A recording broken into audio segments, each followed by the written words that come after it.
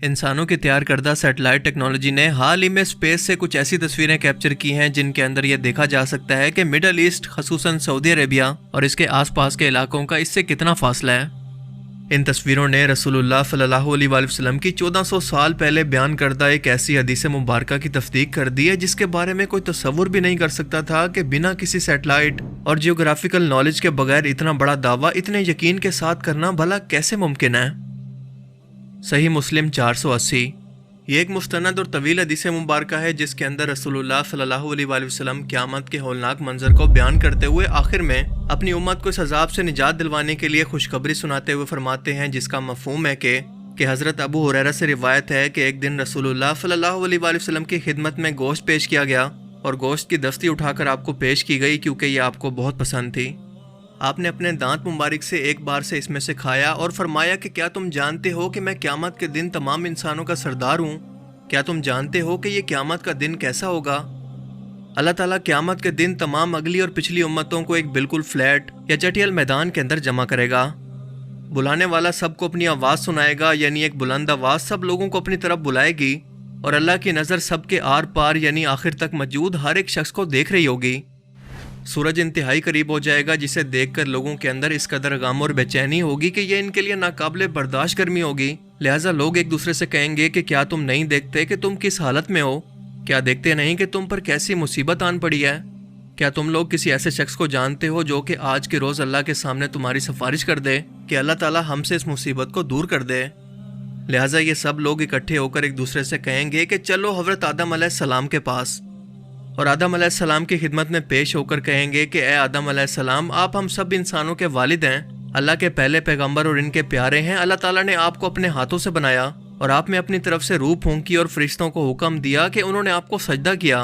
आप अपने रब के हजूर हमारी सिफारिश फरमाएं कि आप नहीं देखते कि हम पर क्या मुसीबत आन पड़ी है? आदम अलैहिस्सलाम जवाब देंगे कि मेरा रब आज इतने गुस्से के अंदर है जितने गुस्से के अंदर इससे पहले मैंने कभी नहीं देखा और ना कभी इसके बाद इतना गुस्सा आएगा, क्योंकि आज के दिन उसने अपना नाम रहमान नहीं बल्कि कहार रखा हुआ है, यानी गजब और जलाल वाला। क्या तुम्हें याद नहीं कि अल्लाह ने मुझे खास किस्म के दरख्त के करीब जाने से रोका था, लेकिन मैंने इसकी नाफरमानी की थी, तो मुझे तो खुद अपनी जान की फिक्र है कि कहीं मुझे आज के दिन इस गलती पर पकड़ ना लिया जाए। तुम ऐसा करो, किसी और के पास जाओ, बल्कि नूह अलैहिस्सलाम के पास चले जाओ।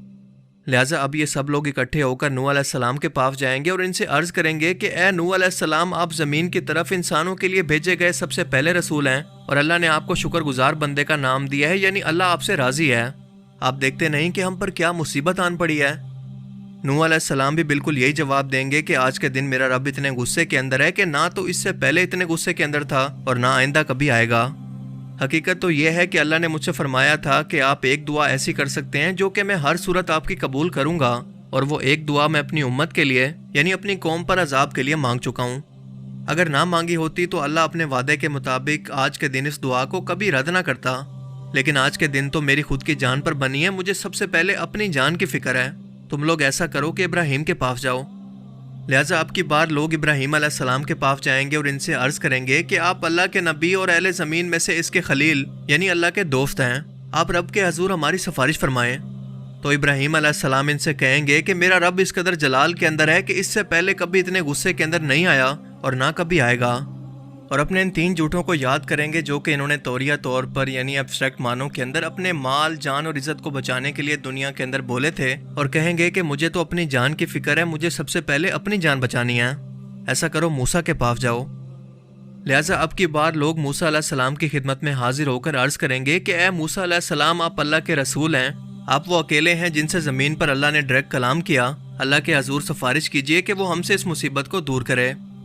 हज़रत मूसा अलैहिस्सलाम भी बिल्कुल यही कुछ कहेंगे कि मेरा रब इससे पहले ना कभी इतने गुस्से के अंदर पहले आया था और ना कभी इसके बाद आएगा, और मैं तो वैसे भी अनजाने के अंदर एक मिस्री शख्स को कत्ल कर चुका हूँ, हालांकि इसके कत्ल का हुक्म मुझे अल्लाह ने नहीं दिया था। मैं तो खुद सोच रहा हूँ कि मेरी जान का क्या बनेगा, मेरी जान कैसे बचेगी? तुम लोग ऐसा करो कि ईसा के पास जाओ। लिहाजा अब ये सब लोग इकट्ठे होकर ईसा अलैहिस्सलाम के पास जाएंगे और इनसे अर्ज करेंगे कि ए अल्लाह के रसूल, आप पाक रूह हैं, अल्लाह के नेक बंदे और इसके रसूल हैं, आप अपने रब के हजूर हमारी सिफारिश फरमाएं कि हमसे इस मुसीबत को दूर करे। तो ईसा अलैहिस्सलाम भी इनको वही जवाब देंगे जो कि इससे पहले के पैगंबरों ने दिया कि मेरा रब आज के दिन बहुत गुस्से में है لیکن فرق یہ ہوگا کہ وہ اپنی کسی دنیاوی غلطی کا ذکر نہیں کریں گے، بلکہ اتنا کہیں گے کہ مجھے تو اپنی جان کی فکر ہے، مجھے پہلے اپنی جان بچانی ہے، تم لوگ ایسا کرو کہ محمد کے پاس جاؤ۔